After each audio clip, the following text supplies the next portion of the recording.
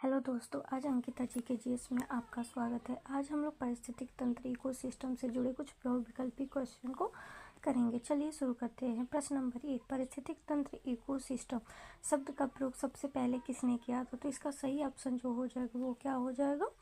तो ए जी टांसले हो जाएगा। सन 1935 में ए जी टांसले ने इकोसिस्टम शब्द का प्रयोग किया। उन्होंने बताया कि जीवित और निर्जीव घटक मिलकर एक प्राणी बनाते हैं जिसे पारिस्थितिक तंत्र कहते हैं। नेक्स्ट क्वेश्चन, निम्न में से कौन पारिस्थितिक तंत्र का जैविक घटक नहीं है? तो जैविक घटक जो नहीं है वो मिट्टी नहीं है। पारिस्थितिक तंत्र का जो है वो जैविक घटक नहीं है तो मिट्टी नहीं है। पारिस्थितिक तंत्र में दो प्रकार के घटक होते हैं, जैविक और अजैविक। जैविक घटक में पौधे, जानवर और सूक्ष्म जीव आते हैं, जबकि अजैविक घटक में जो हो गया मिट्टी, पानी, हवा, तापमान। मिट्टी निर्जीव तत्व है इसलिए अजैविक घटक है। खाद्य श्रृंखला का पहला स्तर कौन सा है? खाद्य श्रृंखला का जो पहला स्तर होता है वो उत्पादक होता है।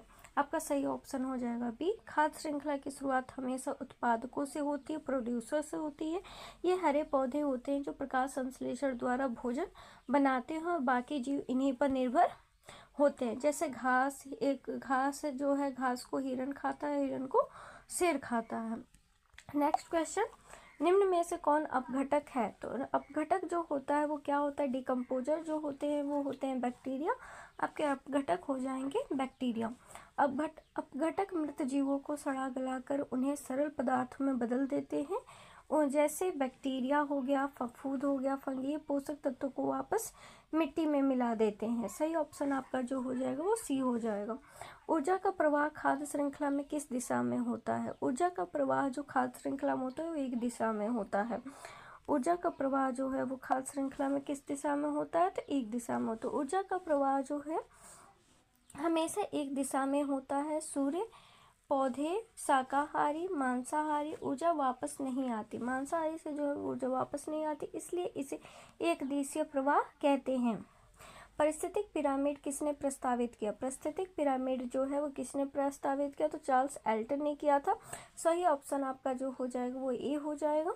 चार्ल्स एल्टन ने जो है 1927 ईस्वी में इकोलॉजिकल पिरामिड का सिद्धांत दिया। यह 3 प्रकार के होते हैं, संख्या का पिरामिड, जैव भार का पिरामिड और ऊर्जा का पिरामिड।